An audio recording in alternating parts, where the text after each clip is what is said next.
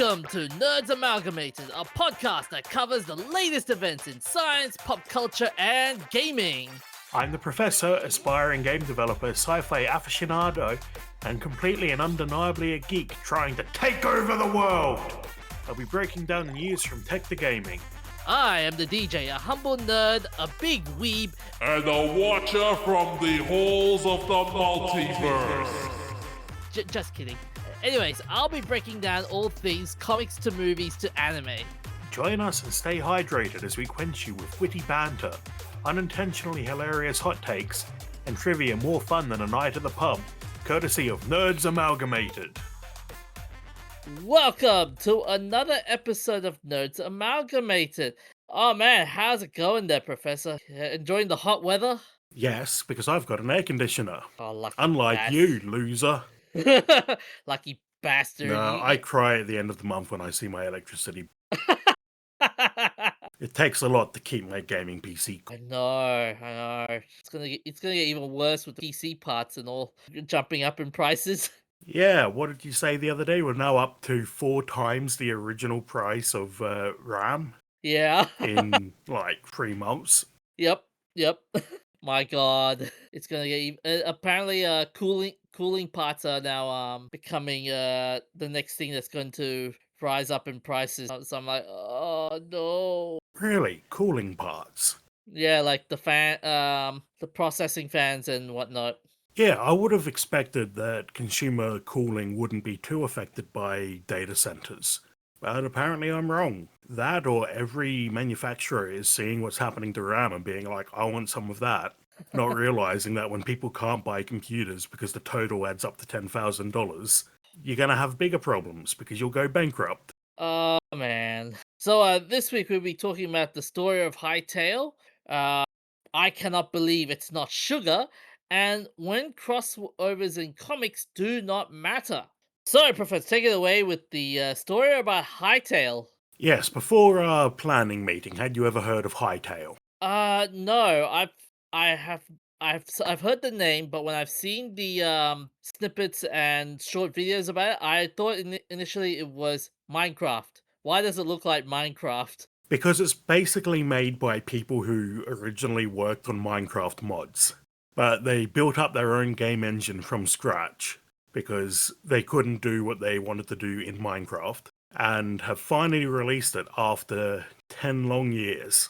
It was originally started in 2015 by a team of Minecraft mod developers who ran a server which was called Hypixel, which featured mini games like Bed Wars, and that's the only one I can think of.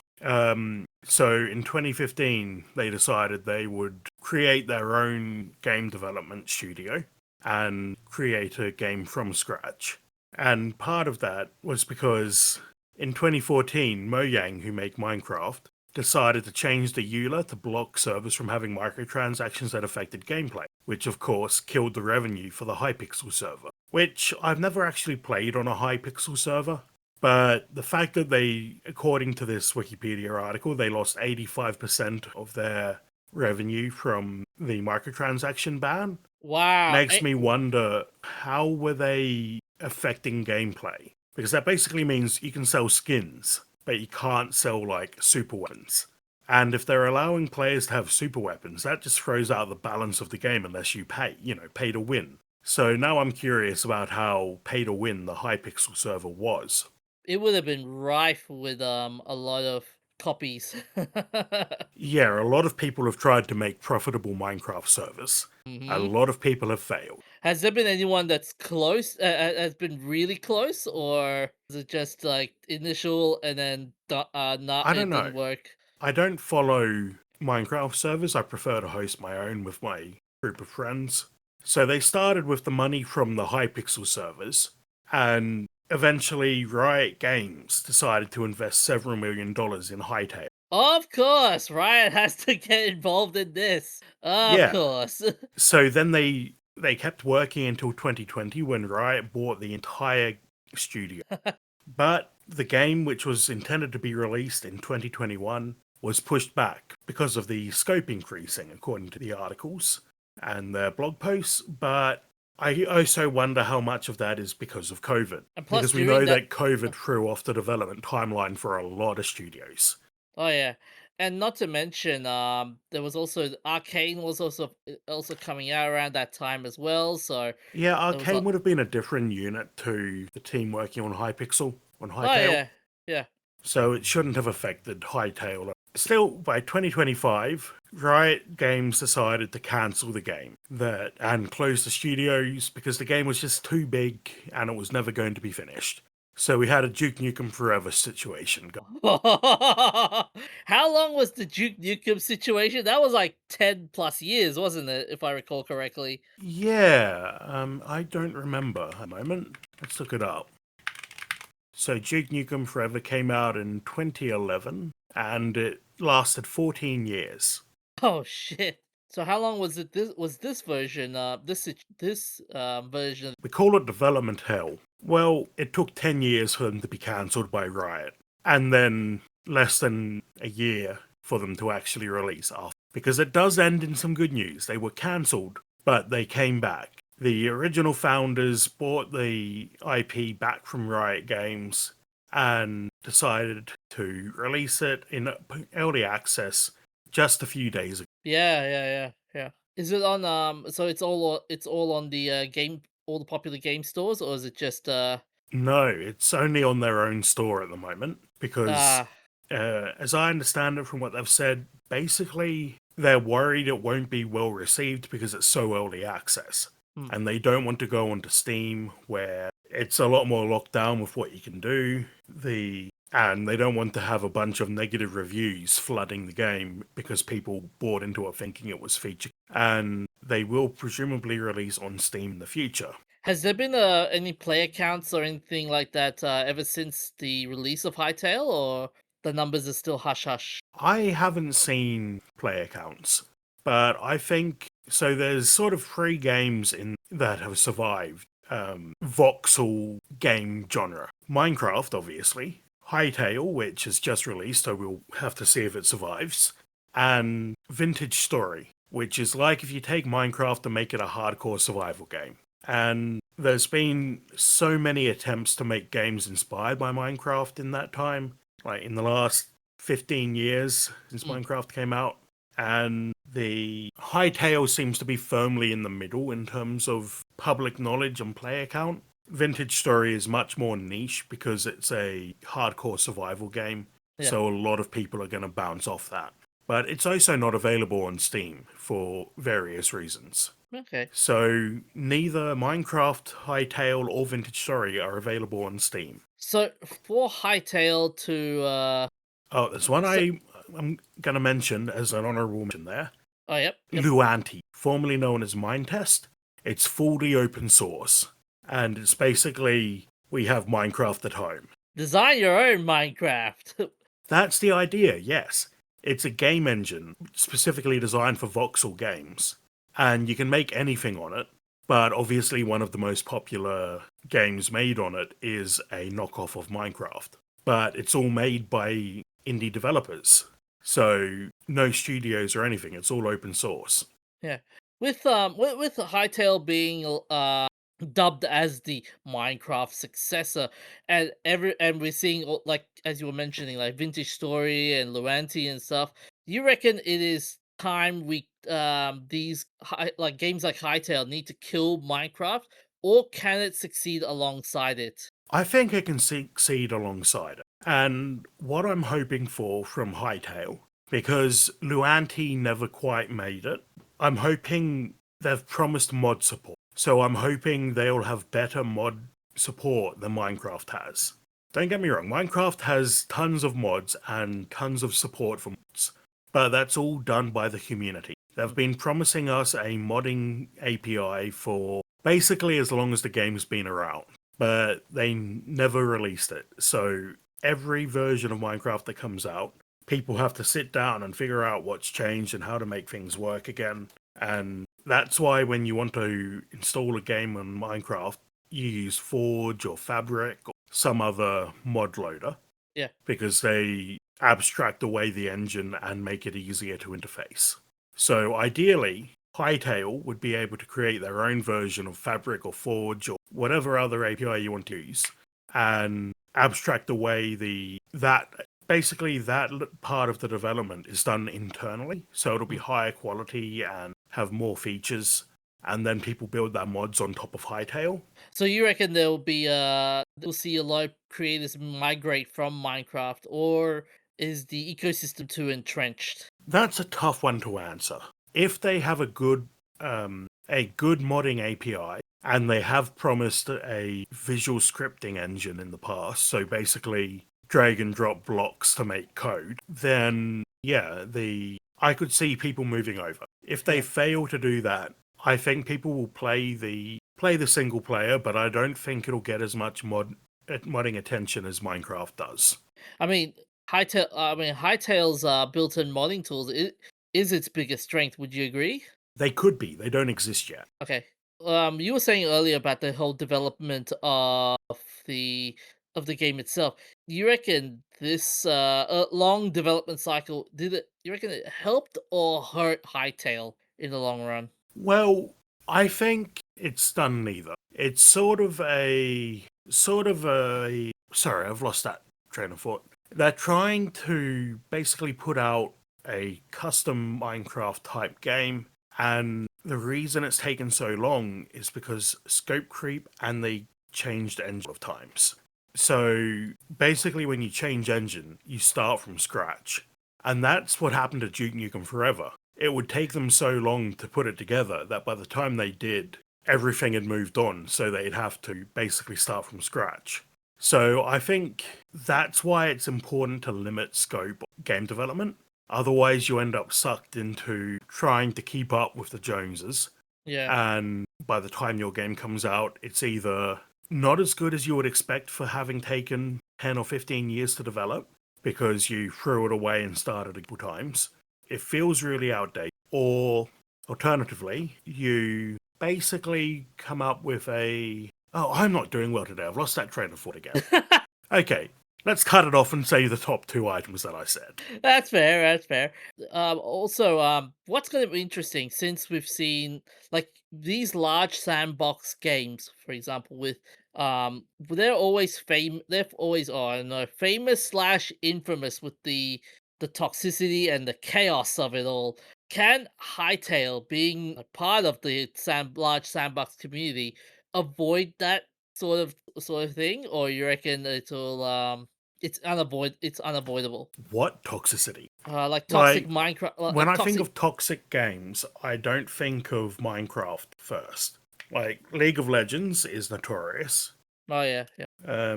Counter-Strike is pretty bad.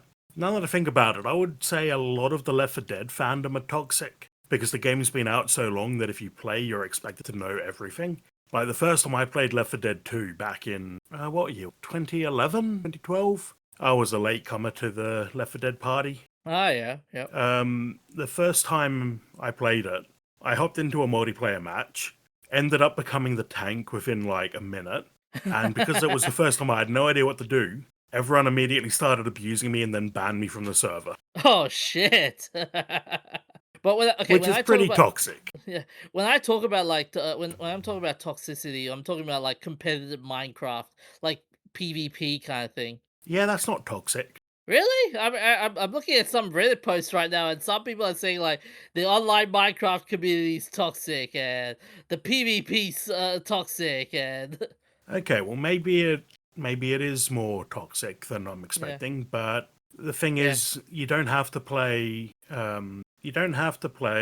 competitive Minecraft mm, because it's open for you to download any server, so it's like any your own server. And I think the majority of people playing Minecraft play with just their friends on a small server. So they're not exposed to the toxicity. So I'd say it's a fairly low toxicity game compared to something like League of Legends where you can only play on official servers with all the true. tryhards that entails. Yep, yep, yep, yep.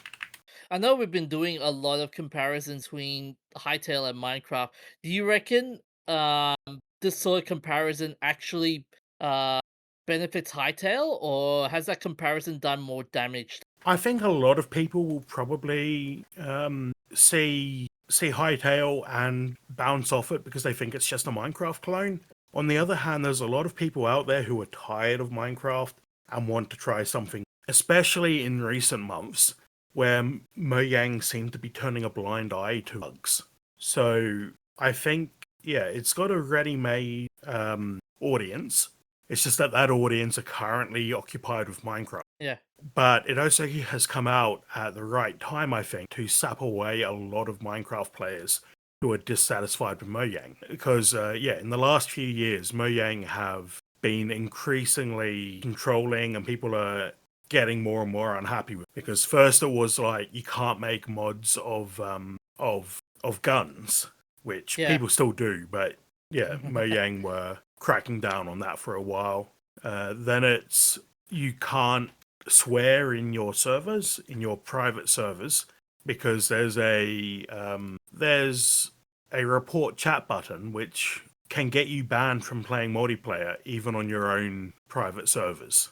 Which I understand, people can be really toxic, but Minecraft has the advantage that you can hop into another server and have a completely different experience. Yeah, I understand. I understand that part. Yeah. Uh, and I think I saw something about how Mojang, not Mojang, Hytale has you were talking about mod support, and Hytale has official mod support. You reckon having official mod support empowers the creativity, or Yeah, is it just yeah, it makes it so much easier. The key thing with mod support is that you can then take your mods and make them without having to dive into the intricacies of the, yeah? which is a big deal because engine code tends to be pretty complex. If Hytale was launched without mods, would it still be worth playing the game long term, in your opinion? I don't know. It depends on how much content they end up adding to the game. But I will admit, after 15 years, I mostly only play modded Minecraft. So, it definitely helps expand longevity. Yeah. What would be interesting if Hytale succeeds, would you see it force Minecraft to finally change? And how will this scare people, you reckon? Sorry, say that again.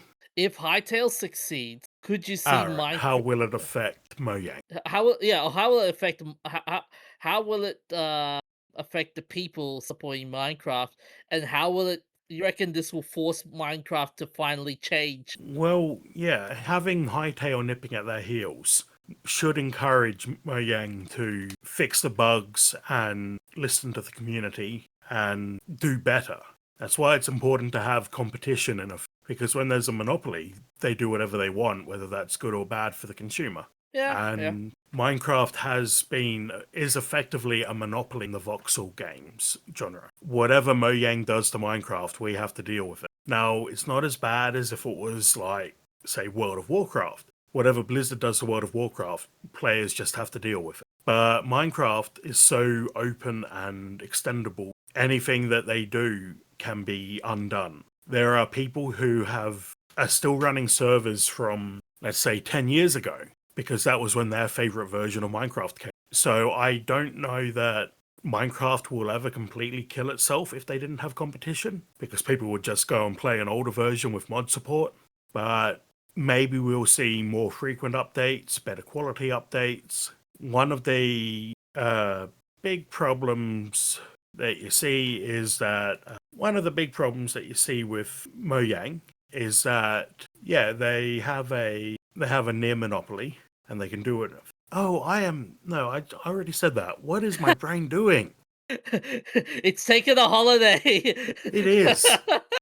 Okay, I okay. didn't sleep well last night. That's going to be my excuse. That's fair. Okay, that said, though, what you were saying about being a monopoly, I does this shows that sandbox games are stagnating as a result, with Minecraft that being a monopoly and such? No, I think Minecraft is just a monopoly because they're the best at what. I think they stagnate because of some design decisions they've made.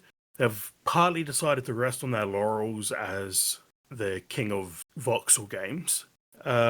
And that has opened up the market for games like Hytale to chase them down.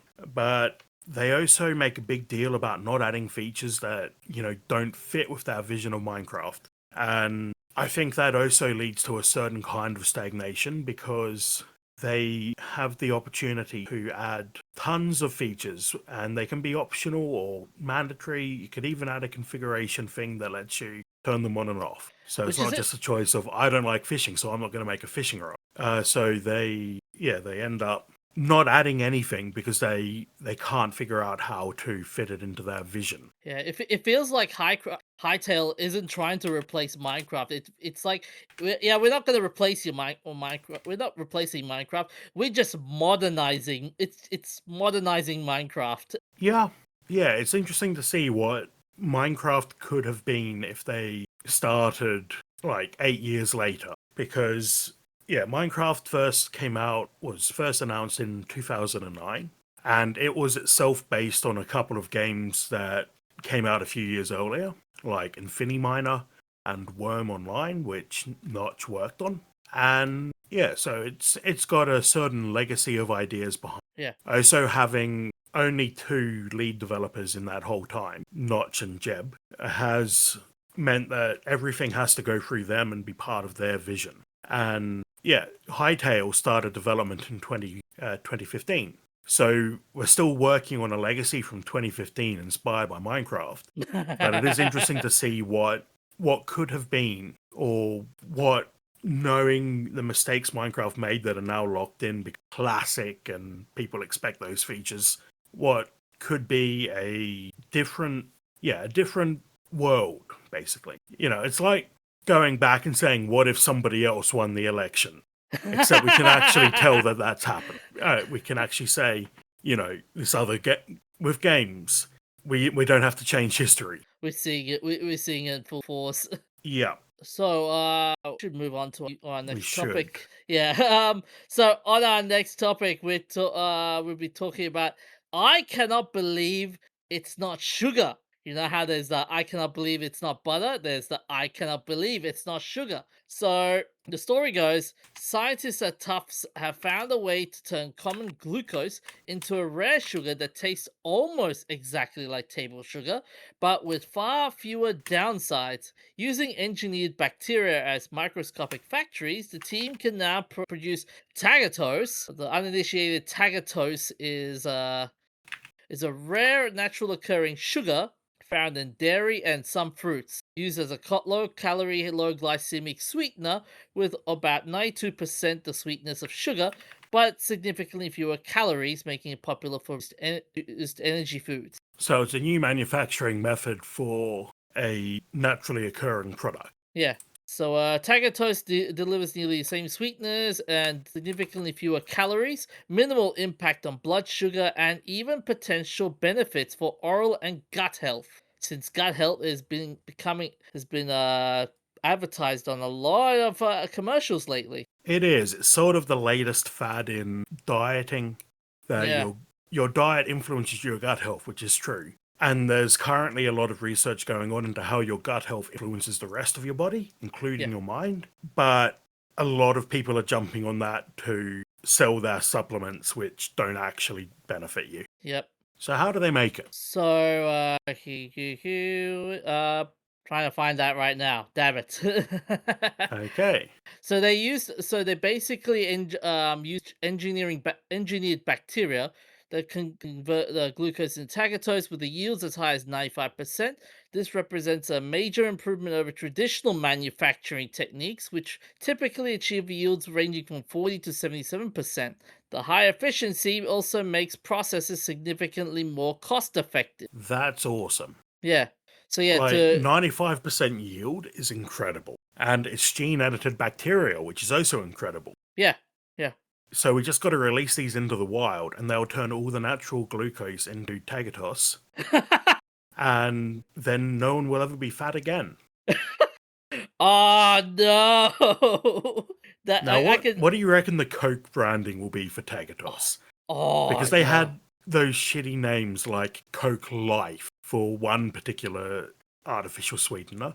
or sugar alternative, I should say. I don't remember what sweetener it was. Coca-Cola Life. Yeah, it's like, Yeah. what does that mean?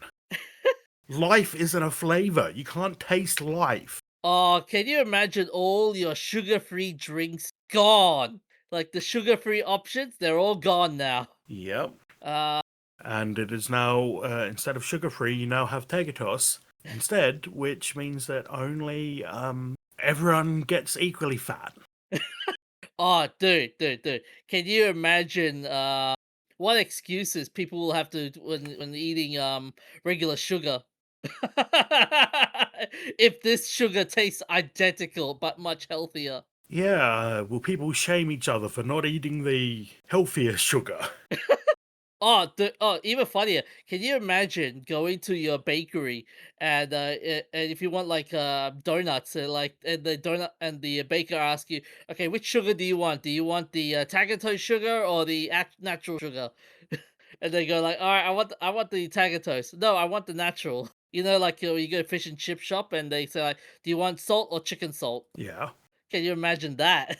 Yeah. Yeah, the other what you were saying about in terms of marketing, what's going to be also interesting is imagine telling people that this is genetically engineered bacteria, like how people will freak out over that part, and like they will ask questions like, is this even safe? Will there be any side effects? And Well, they'll obviously have to do studies for that. yeah, But it sounds like I can't imagine there being side effects. It's basically just a sweet tasting molecule that naturally occurs. So the key thing will be whether we can actually digest it or whether we rely on our gut bacteria to digest it for us. by the way, you were talking about the process of the tagatose. So basically, the research team developed a new production strategy using genetically engineered bacteria. And I quote: "We developed a way to produce tagatose by engineering the bacteria E. coli to work as a tiny factories loaded with right enzymes to process abundant amounts of glucose in the tagatose. This is much more economically feasible than our previous approaches, which used less abundant and expensive galactose to make tagatose. The bacteria were modified to include a new identified enzyme from slime mold called galactose 1 phosphate selective phosphatase. The wording. This enzyme enables the bacteria to generate galactose directly from glucose, another enzyme produced by the bacteria known as arabinose isomerase, then converts the galactose into tagatose. That's the Okay. process. Very long and technical, but yeah, that's how it's done. Not that long and technical. No red could figure it out. What's going to be interesting about the you were saying earlier about how this be positive for a lot of health for a lot of in terms of health wise, diabetes management is going to be this will be a game changer for diabetes management. Or could this be? Well, we've already got artificial sugars that have no calories because we can't digest them. So I don't know if it'll be a game changer. What I think will depend on is whether it has the same effect in things like baking, because some artificial sugars or alternative sugars don't bake as well as natural, like normal sugar. But if it can help get people off high fructose corn syrup, that's probably a good thing, because high fructose corn syrup is not necessarily bad, but it's in everything in Oh yeah. America, and it makes it really easy to consume more calories than you mean to. Is the main issue with it. Although the other question you have to ask is, remember how I was saying with adding sugar onto your donut, like which version of sugar would you pay extra for a sugar that tastes the same but healthier, or not? Not too much. It's really got to depend on the price, and I don't know what I would pay for sugar that tastes just like that isn't sugar. Yeah. Although I wonder, it'd be funny to see the natural sugar fans going, I don't like this. Yeah, that'll happen with anything. This whole thing reminds me of a Simpsons episode. It was the episode where Marge got really concerned with Springfield being the fattest nation in America, so she decided to enact a sugar ban, and when the sugar ban got enacted, everybody, all the kids were like dying on the schoolyard, going like, "Sugar, need sugar." Yeah, well, fortunately, The Simpsons isn't real life. Although what was interesting in that episode was how the chocolate company, Big Sugar, for example, were Come on, all spit like. it out. The sugar, the company, the sugar, chocolate, sugar, sugar. That's what you sound like. Okay, okay. Spit it out. Just say the words. Do you think Big Sugar is going to be concerned about? No. Big high fructose corn syrup, maybe. I don't think there's any big sugar cartels. But the high fructose corn syrup is produced from corn, obviously.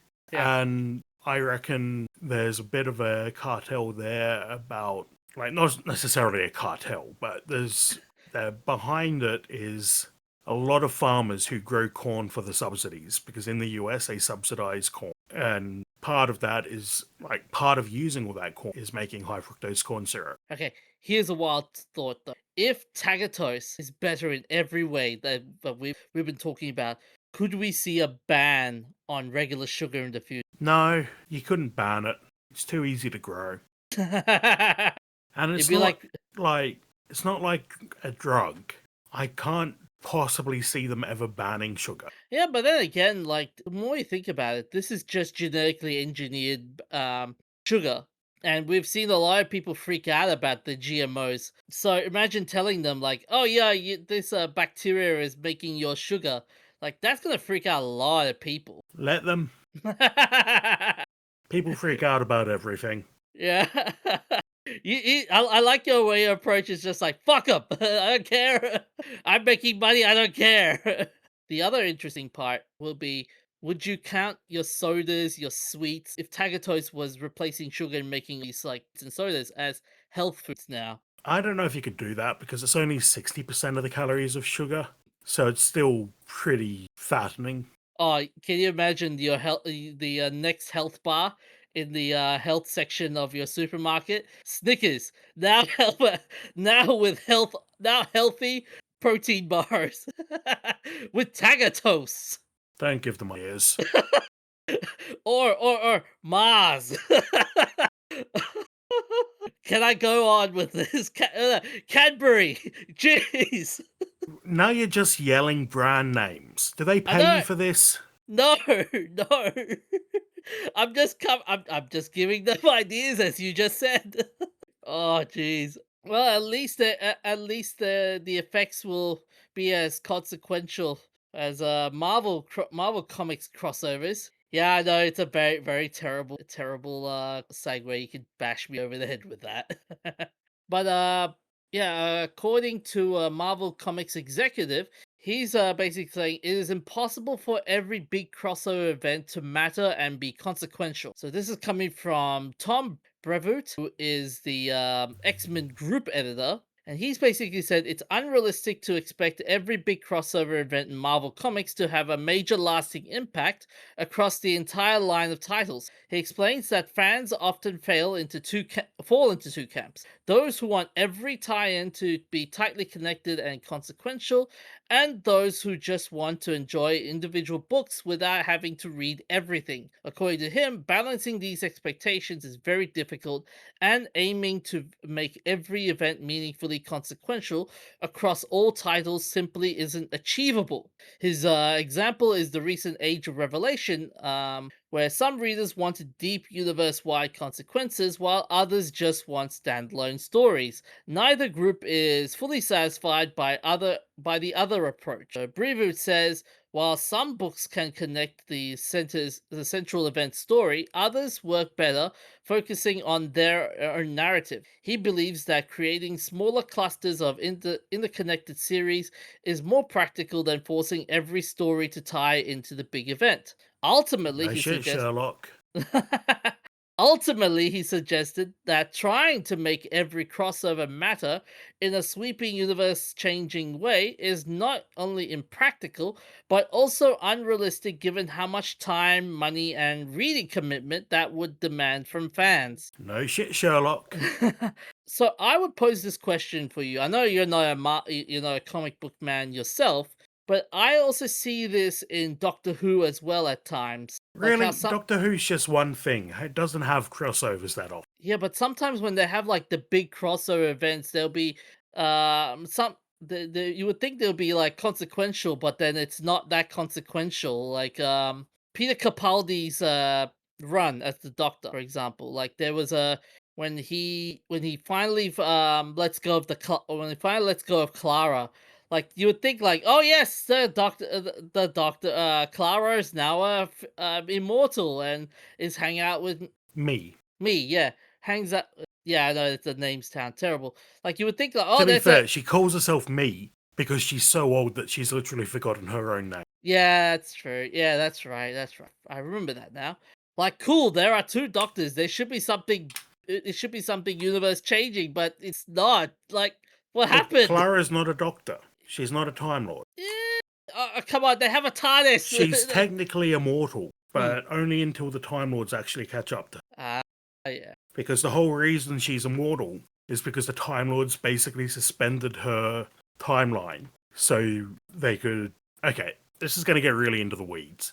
But the Time Lords basically suspended her timeline, Yeah. Yeah. and then the Doctor kidnapped her before they could send her back. Yeah. Yeah.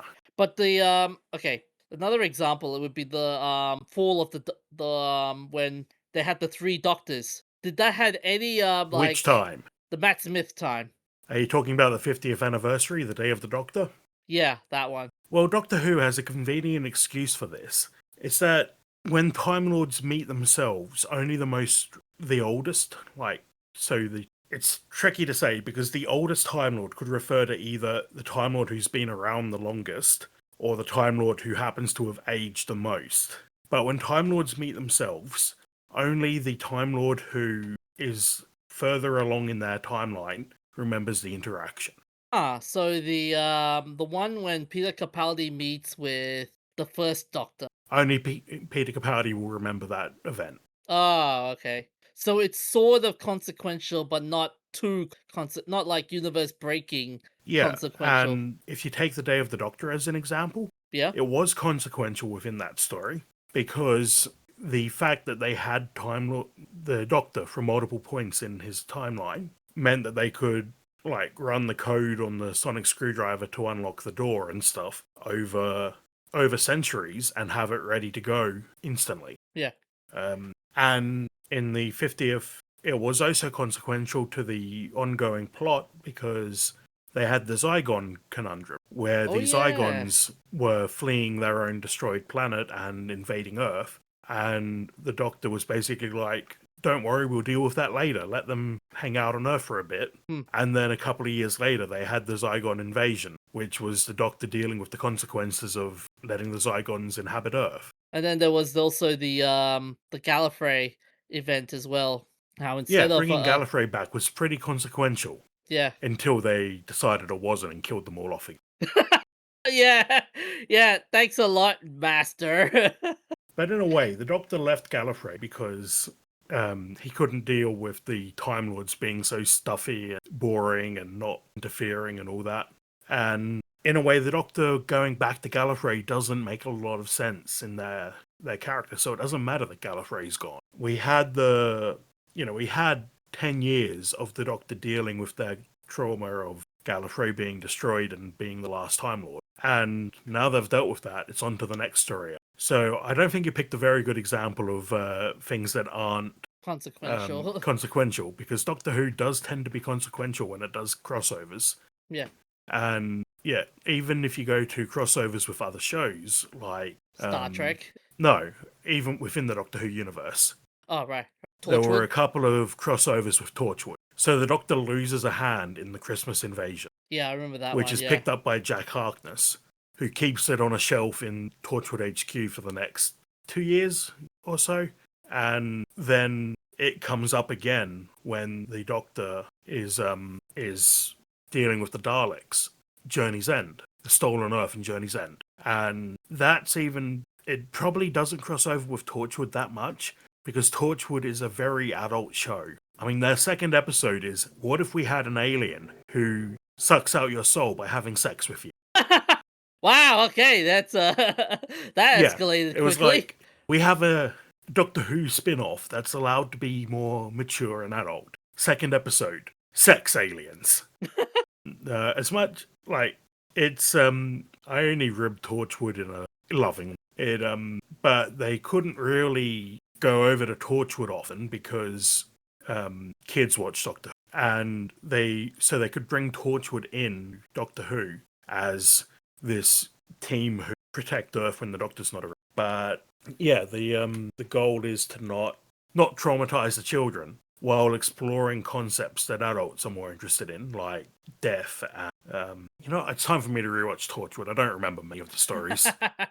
But then there Anyway, are okay, but then there are other spin-offs, like for example, the Sarah Jane Adventures. There's yeah, also the that ties Kane, back into Doctor Who as well. and then there's also the Canine series as well. That one doesn't tie in because of a weird loophole in the copyright system that the BBC used at the time. The rights to K9 belonged to the guy who created Bob Baker, I think his name was. And Yeah, Bob Baker. yeah, so they made that K9 series in 2009, which was very loosely connected to Doctor Who because they couldn't come out and say, this is Doctor Who when it was when they didn't have the rights to any of the Doctor Who stuff. But the Sarah Jane Adventures was fully owned by the BBC, so that's why she kept coming back. But her stories weren't really involved with the Doctor's story in line, weren't they? Or was it just like she has her own separate adventures, the Doctor has his separate adventures, and they don't intertwine? There was just Yeah, but two. that's the thing about these crossovers. They only Hmm, cross over every now and then. The rest yeah. of the time, it's mostly independent ventures. You reckon those like those focused events versus massive line wide crossovers? Which works better in your opinion? Well, the problem I have with a lot of the superhero crossovers is that you get like, why do the Avengers not show up to deal with some of the issues in other characters' stories? Oh yeah, yeah. Like back to the Doctor Who example. The Doctor is one person. They can't be around all the time. I mean, they have a time machine. They probably could, but Hmm. from a story perspective, it would be boring if everything came down to the swooping in and saving the day. So what happens when the Doctor can't be there for whatever to save the day? And when it comes to superheroes, there's no reason why the Avengers wouldn't be intervening with some of the threats that show up in other character stories. It's interesting you mentioned that because do you remember a certain movie called The Eternals? The one Yeah, that has that one. That's got the giant monster thing coming out of the earth, doesn't it? yeah, and And it gets turned to stone or something and never mentioned again. yeah, yeah. Interesting you mention that because the actor that plays as Jon Snow in that movie asked the same question, like why didn't the Eternals interfere in Infinity War Endgame? And the reason what they said was, oh, because they were secretly paving the way for the emergence, allowing the Celestial to rise on Earth. That Okay, was so the their end goal was something that wasn't affected by Infinity. Yeah. So they said like to this end, then things like war was a necessary part of human evolution, driving forward technological innovation that would ultimately help lead to great population growth, culminating in the emergence. Thanos' snap ran counter to this idea, since his plan was to wipe out half of the universe, including Yeah. Earth. Okay, that doesn't make sense then. If their goal is to have more people, Yeah. anything that kills people is a bad thing and they want to stop it, why weren't they involved in stopping Thanos? So yeah, that's the problem when you have so many characters and so many different threats and so Hmm. many crossovers. How do you keep it all straight and figure out who gets affected and when certain characters turn up? That's a very that's gonna be that would be a very hard thing to choose because it's like creative choice versus editorial necessity or sales pressure at this point. Yeah, like that's why we're getting the new Avengers Oh, because Avengers was such a big thing. What if we just do the same thing over and over again? Yes, we Yeah. killed off all of the old Avengers, but we'll just make a new Avengers team and we'll have the new Avengers. And they'll do Avengery things, but it'll just be different characters. Oh, it makes you wonder though, like, are these crossover events gonna hurt character development rather than help it? That's the other question. It can. I'm trying to think of an example, but Your brain's not the other working. yeah, and the other thing with crossovers is that if you have too many characters in a crossover, some of them get pushed to the back and don't do anything. So they're there and you've got to read the story to know what they're up to, but they're not getting any character development. Yeah, That's the difficulty with having an ensemble cast. like, it's interesting you mention that because here's one of the quotes. They said, "We want the books to be able to do the business of their individual. Some were more tethered to where the story was going, and others were less tethered. This is to emphasize the creative choices over forcing every tie-in to tie directly to the main event." Yeah, I think there's also a factor where people think crossovers are cool, but too many crossovers will intimidate new readers. But then again, though, like your casual reader would always want that that fun story, like a crossover. It's always classed as a fun story. It's like, yeah, there's a new crossover. Yeah, I want that. I want to check out this new crossover. They're not always fun stories, like Infinity War killed half the universe. Okay, I agree with you there on that one. Like, okay, look, okay, let's go back to Doctor Who when Jack Harkness was crossing over with Doctor Who. I bet you there would have been a lot of people that would go like, "Yeah, cool, we're seeing Jack Harkness in this Yeah, in Doctor Who." Like, okay, David Tennant era when everyone loves Jack Harkness. yeah, when Jack Harkness was also in David Tennant era, they were like, "Yeah, cool, Torch with it, Doctor Who, side by side, yeah." I don't get your point. Yeah, they were the casual Doctor Who fan would have been like, "Yeah, this is cool. This was a fun story." Yeah, The and hardcore that fan would, works because Doctor Who and Torchwood were separated. They're together, they're part of the same universe, but the things that happen in Torchwood don't affect Doctor Who because of the children. yeah, The things that happen in Doctor Who can affect what happens yeah, because Doctor Who is the primary timeline. If you want to tell a Torchwood story, you're supposed to take into context what happens in Doctor Who because the Doctor Who is the primary timeline, and you can watch Doctor Who all the way through and know who Jack Harkness is and what he does without having to watch Torchwood. so it's just the hardcore fans that will want the connection, want everything to connect, and the Yeah, casuals who can just like, "Oh, I don't necessarily need to watch it, yeah, connect it." because with Doctor Who and Torchwood, there was enough of a crossover, but not too much. That you could watch all of Doctor Who and know who Jack Harkness is and what he does, and what Torchwood does, without having to have seen Torchwood. So except for up until Journey's End, which at the time I saw without having seen any Torchwood, and then they introduce the Torchwood team, who I don't remember showing up in previous episodes. And Not it's even just when like, the these people are fighting the Daleks. And it's like, okay. not even when the Master took over England and the Torchwood team. Were the Torchwood team still there? As Well, that time the Master turned everyone into himself, the Torchwood team would have been converted. oh, I was thinking more like when he was the Prime Minister of England. I was Yes, Captain Jack was on the run with the Doctor in that story. okay. In fact, Captain Jack wasn't even part of Torchwood at that point. Okay. Wait, was he? No, he was, because he left Torchwood and grabbed onto the TARDIS, which had parked just outside. And him grabbing onto the TARDIS as it dematerialized threw it off and caused it to go to the end of the universe where the Master was hiding. Yeah. It was Harold Saxon. Yeah. So, do you have any other things to bring Takes up, it. or are What? we moving on?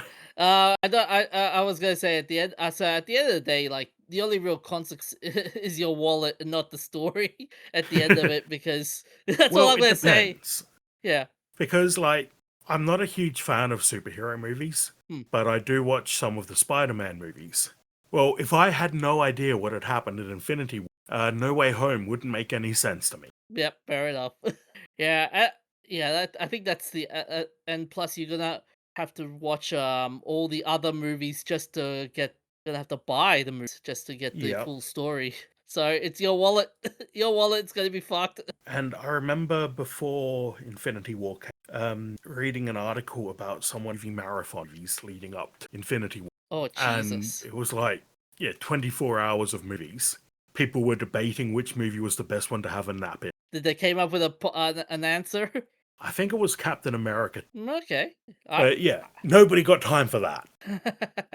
Because how Anyway. much Marvel do you need to watch now? Because they added in TV shows and more movies and Oh, extra characters. How there's much too Marvel much. to go and watch Doomsday? How much Marvel do I have to catch up on? Yeah, and Too how much? much. Yeah, and how much like money do you have to spend on getting a Disney Plus membership as Yeah. well?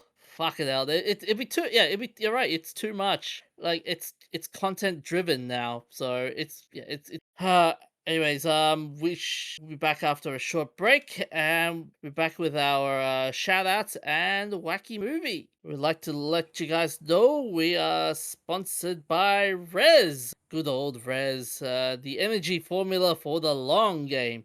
Crafted from traditional herbs and quality extracts, it relieves fatigue and eye strain while supporting your eye health and mental endurance and stamina. It comes in 12 sachets per pack, it's 12 drinks, and it comes with a very nice crisp appleberry flavor. And thanks to our partnership at Res, you can get a 10% discount. You type nerds at the checkout. And I've been told by the people at Res that for a limited time only, you can get a 40% discount when you get the 36 sachets per pack. So that's like an extra 50% discount. I would love to I would get that. And stop talking and do it. Yeah, do it. So Res, game the game and don't leave home without it. So on to our shout out on the 15th of January 2001, Wikipedia, a free wiki content encyclopedia is launched, or as we like to call it, Wikipedia Day. This is a free online encyclopedia written and maintained by a community of volunteers known as Wikipedians through open collaboration and the wiki software MediaWiki. Founded by Jimmy Wales and Larry Sanger in 2001, the Wikipedia has been hosted since 2003 by the Wikimedia Foundation, an American non-profit organization funded mainly by donations from readers. Wikipedia is the largest and most referenced work in history. Most read reference, sorry. Wikipedia has been praised for enabling its democratization of knowledge, its extensive coverage, unique structure, and culture. Wikipedia has been censored by many national governments, ranging from specific pages to the entire site, sometimes due to its criticism of the government or by content otherwise considered blasphemous. Wikipedia was initially conceived by a feeder project for the Wales founded Nupedia, an earlier project to produce free online encyclopedia volunteered by Bomis, a website advertising firm owned by Jimmy Wales, Chim Shales, and Michael E. Davis. Nupedia was founded upon the use of qualified volunteer contributors and a considered multi-step peer review process. Despite its mailing list of over 2,000 interested editors and the presence of Sanger as full-time editor-in-chief, the production of content for Nupedia was extremely slow, with only 12 articles written during the first year. In 2014, Wikipedia has approximately 495 monthly readers. In 2015, according to ComScore, Wikipedia received over 115 million monthly unique visitors from the US alone. In September 2018, the project saw 15.5 billion monthly page views. And I wonder how many students have used Wikipedia just to say they've done their homework. Yeah, a lot. It's good for getting a surface level understanding of most things, but Yeah. you really got to go to the to other sources for the in-depth stuff. But that's the point of an encyclopedia. Yep. Yep. Curiously though, would you class AI programs like ChatGPT and I forgot names off. I now I've got your forgetfulness disease now. Damn it, you. uh, could you class them as the new Wikipedia or? No, because they ate Wiki. Oh damn, The only reason they have the information they do is because they ate Wiki. damn. So, Professor, what's our messed up moment in nerddom? Have you ever heard of the Dunning? Yeah. Basically, it's the idea that stupid people are overconfident in some fields. Basically, people with a low ability in a specific area tend to give overly positive assessments of their ability. Well, that's not the messed up moment. The messed up moment is the reason why, is the inspiration for the scientists Dunning and Kruger to investigate the effect. And it involves a man named MacArthur Wheeler who robbed the bank. He covered his face with lemon juice, believing it would make him invisible to security cameras, walked into the bank without a mask, and robbed 2 banks. Police quickly tracked him down and showed him the photos from the surveillance cameras, and his response was, "But I wore the juice!" Oh no. And the cops just went, nah, screw you. We're still arresting you. Of course, he robbed the bank. 2 banks. But he had an accomplice who was equally dumb. Oh no. And he had apparently tested it by covering his face with lemon juice and taking a photo with a Polaroid camera, which he didn't show up in. So, of course it worked. It's just, it couldn't possibly be that his camera was set wrong or that he was aiming at the wrong direction. This reminds me of a wacky story I heard years ago where there was a man in Iran. He robbed a bank, and the way he did it was he went to a wizard, so a supposed wizard, mind you, and purchased a spell that would make him invisible. Oh dear. So the Iranian bank robber, he used that, he thinking that he was invisible. He starts taking money from people's hands, and Does he get punched? Because that would be hilarious. oh yeah, he gets hilarious. All right, he gets punched. He gets punched. And yeah, he started taking money from people, and yeah, he was questioned by the judge about these allegations. And yeah, he said he purchased a set of spells to tie his arm that would make him invisible. And he further explained that the sorcerer from whom he purchased the spell explained that he could rob banks to his heart's content to the invisibility provided by the spell pack. Oh dear. Yeah, yeah. You gotta be a special kind of stupid to rob a bank, but even more special to not disguise yourself. Yep. But with the Dunning-Kruger effect, so the inspiration with that one was smearing lemon juice the bank girl smearing lemon juice. How did those two find out about the story in the first place? Well, they heard about invisible ink, which you can create a form of invisible ink by writing in lemon juice and heating up the paper. Yeah. Well, needless to say, it doesn't work on people. So Dunning and Kruger found out about this and decided to make a Yeah, they case. came up with an idea for a study based on how people think are overconfident in their abilities. Ah, God, man, as I say, it was in 1995 as well. Yeah, that's crazy. That is so messed up. That sounds pretty recent too. That when you think about it now. Yeah, only 30 years ago. Wow. Anyways, on to our wacky movie. On the 15th of January 1975, Dark Star premiered in America. This movie was written in part and directed by John Carpenter. This sci-fi comedy starred Dan O'Bannon, who also worked on the script, Pahish, and Brian Norell. This is the plot summary. In the far reaches of space, a small crew 20 years into their solitary mission find things beginning to go hilariously wrong. Now when I first saw this, you introduced this to me, Professor. I remember what struck me about this. It was the fact that this was a John Carpenter movie and hilariously wrong. Like how? Like this is a sci-fi comedy and John Carpenter. They don't mix. No, not a whole lot. Like when you think of John Carpenter, you think of one of the master directors of horror movie and not comedy. Yep. And Dan O'Bannon wrote Alien.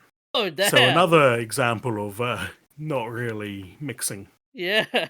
Yeah, apparently the screenplay was written by Carpenter and O'Bannon while they were film students at the University of Southern California. Initially titled The Electric Dutchman, the original concept was Carpenter's, while Bannon fleshed out many of the original ideas and contributed many of the funny moments. The title was changed to Planetfall before settling on Dark Star. According to Bannon, the ending was copped from Ray Bradbury's story Kaleidoscope, found in the short story collection The Illustrated. This homage led to a confrontation between Bradbury and the actor Brian Norrell decades later, when, during a chance encounter, Bradbury learned of Norrell's appearance in the film. Whereupon Bradbury berated Norrell, who had nothing to do with the story theft. O'Bannon referenced one of his USC teachers, William Fogg. Pineback said in in a video entry, "I should tell you my name is not really Sergeant Pinback. My name is Brian Ferg, and I am the fuel maintenance technician." Oh, now that is very insulting.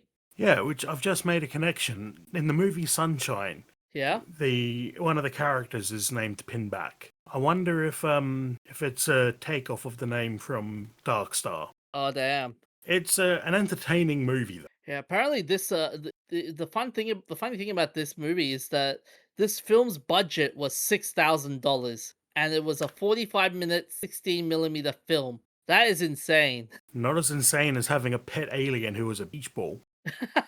That was weird.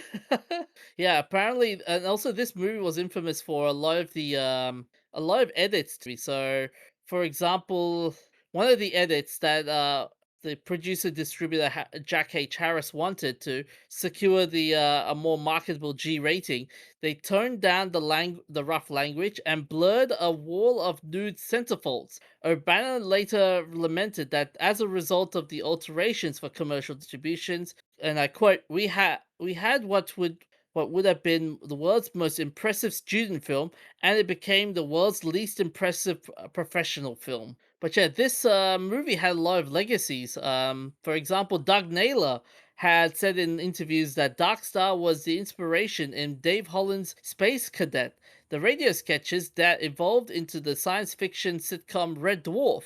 Dark Star had also been cited as the inspiration for the Machinima series Red vs. Blue by its creator Bernie Burns. Metal Gear series Hideo Kojima revealed that iDroid's voice was inspired by the female computer voice of Darkstar. But yeah, interestingly, the lady that did the voice for that did the computer voice, she was selected by a phone call producer and director, and they liked the voice and they said you're hired. I just think it's wild that so many great people worked on a silly little student film that was so weird. Oh yeah, yeah. Not to mention, it was silly in fact that we had talking bombs in this movie, Yeah, sentient AI bombs. which I first when you first told me about this, I'm like, oh my gosh, can you imagine sentient AI bombs in real life? Well, we're probably not that far off. Yeah, like with the in one of these scenes in the movie with sentient bombs during an asteroid storm, when bomb number 20 is shown on the computer room monitor emerging from the bomb bay, the monitor shows a single frame of a man's smiling face. That says a lot. And the talking bombs were actually made out of plastic model kits from for cars and trucks, which I think that's a cool practical effect. Yeah. The spacesuits in this movie were actually made from muffin trays, especially the chest plate as well. Yeah, it is hilariously. The space helmets were part of the Ideal Toy Star Team toy line produced from 1968 to 1971. The helmets were obviously sized for children, as is evidenced by the poor fit on the actors' heads. Oh, that would have been terrible. Like trying to squeeze your helmet during a shoot. Like I can't, Yeah. I can't get this on.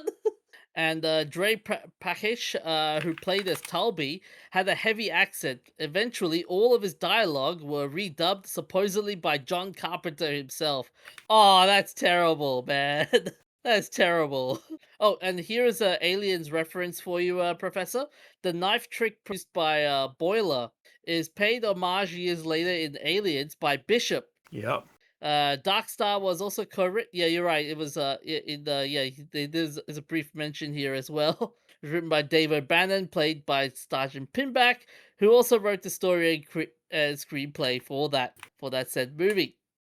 And at the beginning of the message saying that they are 18 parsecs away, this comes out of 58.71 light years. Their message takes 10 years to reach Earth, so that means the signals were traveling 5.871 C. Damn, that's quick. Interesting. That doesn't add up. Oh, here we go.